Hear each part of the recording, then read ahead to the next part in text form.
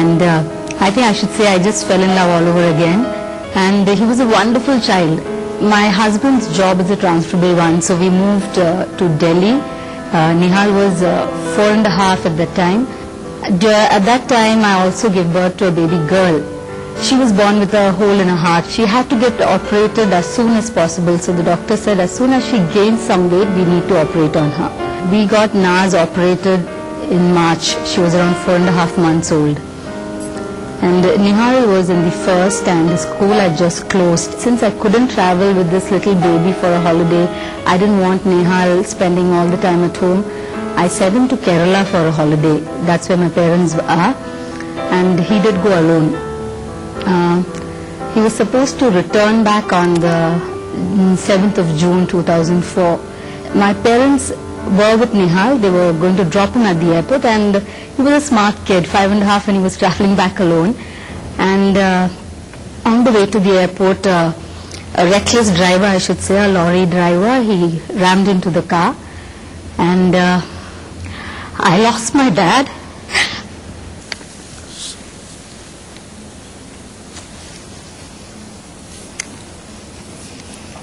Family stood by me in the sense we never got a direct flight to Kerala.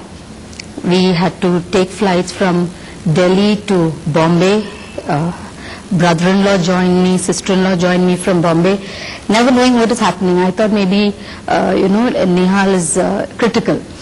My sister-in-law was the first one to tell me that Nihal had passed away. So it was tough like that, but on one side I had my child, the little one, recovering. Other side my dad was no son, and to top it, my mom was in very bad shape. She was very critical, all bones broken all over, and really gone half crazy, I should say, with the no husband and a child who had come on a holiday. You have to go on, you don't sit and mourn the death when you have a child to take care of, mother in the hospital. She had always this feeling in her heart that why didn't God take me, why the little one? But I guess, God works in mysterious ways. We don't understand why. If it was not for family, if there was no support from, my brother, sister, their family, I don't think we would have made it through, and I don't think my mom would have bounced back the way she did. And I never let, of course, the pain and the grief is always there, but I have my moments. I don't let it affect. It's something that we all as a family decided. We celebrate their life and not the tragedy that occurred. And just like what Rani was saying, I think she draws strength from her mother. I want my child to be a child who is positive and, looks... Right, you are, of course, awfully brave, and really brave of you to come and share that story with us.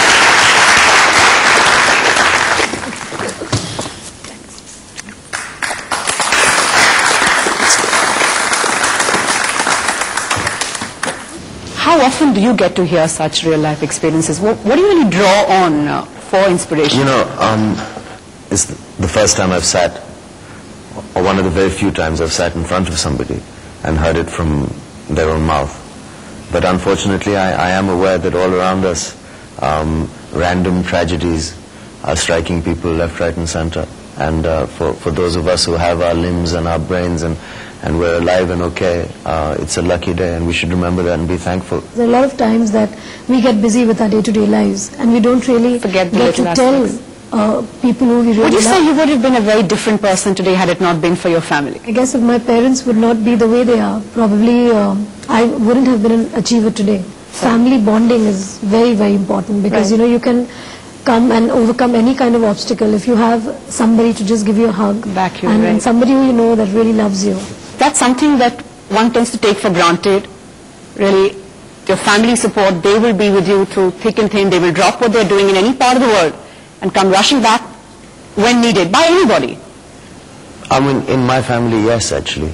And I quite like that it is taken for granted. And sometimes, I guess it's wrong, and we shouldn't take each other for granted, but it just came to me. But I think even films, since somewhere this is also about films and tragedy, really, this seems to be this conversation. Remind us also that we're lucky, if we are indeed lucky. I mean, some of us are not. And sometimes watching something even on television or watching a movie can remind you that, that you haven't spoken to your father in a while. and maybe you should.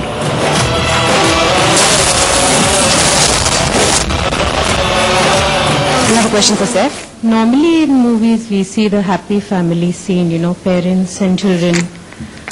Whatever they overcome, they are together.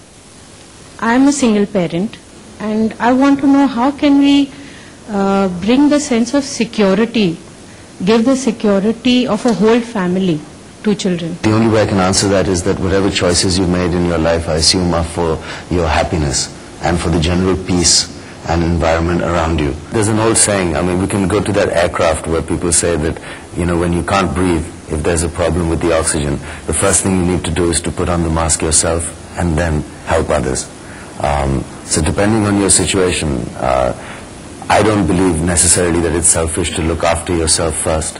And if you have actually looked after yourself, then you are capable truly of looking after others. So if you made a choice, I don't think you should feel guilty.